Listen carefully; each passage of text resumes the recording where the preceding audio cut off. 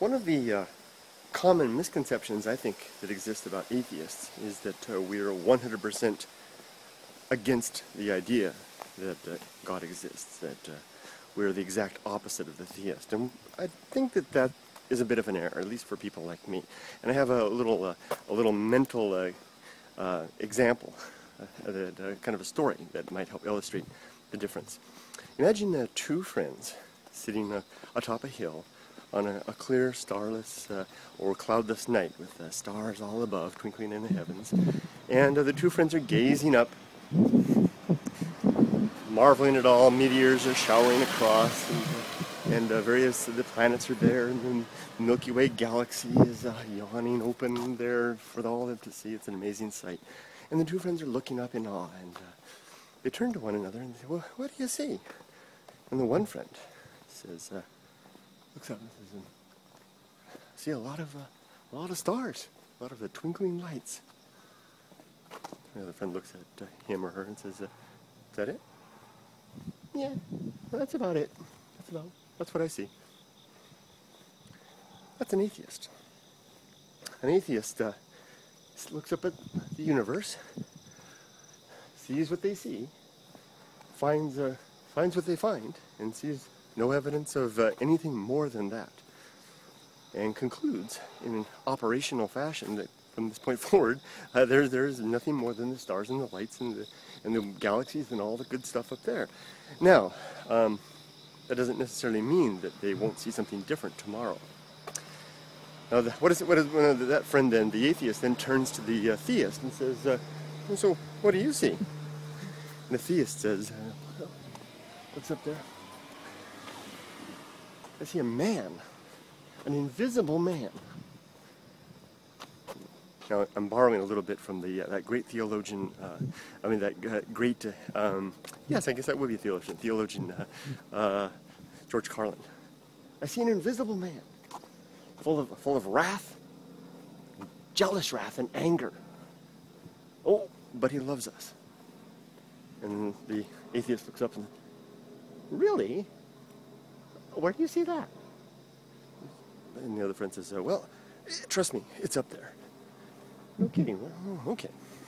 Now there we go. There we have the atheist's perspective, looking up and seeing nothing and concluding that there is nothing other than the material and laws and the fact of energy and change, and operating from that perspective. And the theist that looks up and sees something beyond that what was apparent, and sees more than that, and creates a worldview based on that.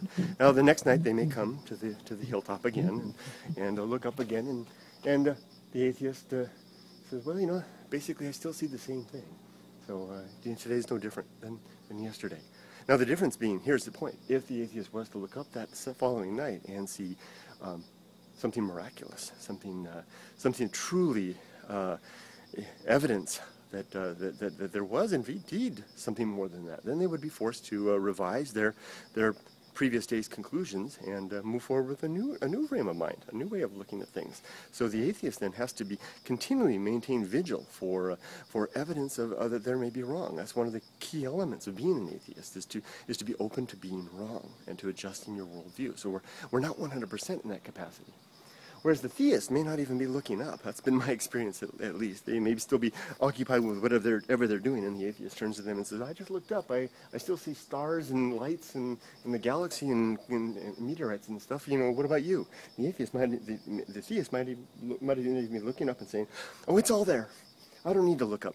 I have faith." Now, from those two perspectives, to me, only one seems reasonable, and this explains why I am indeed an atheist, and why I will continue to look up at the night sky and observe the universe around me and seek out signs that I may be wrong. Although I doubt I'll ever find them, because the key point there, the key difference between the atheist and the theist, is that last word that I used just a moment ago: faith. Theists, their worldview typically hinges on the concept of faith, whereas the atheist will reject faith altogether. basically most atheists tend to operate from a perspective that we have to see, hear, taste, touch, smell, or in some way experience empirical, true world evidence that something exists before we will bring it into our mental cosmology, so to speak. So it has to be empirical, repeatable, and falsifiable. That's what we're typically looking for. Well, hopefully this little story has helped to explain why atheists are typically not dead set against God. We simply are operating at the current moment from the best evidence that is put before us. And if that evidence changes, well, we might have to change our tune. Take care, everybody. Have a great day. And thank you, George Carlin, for allowing me borrow your wonderful descriptions. Rest in peace, please.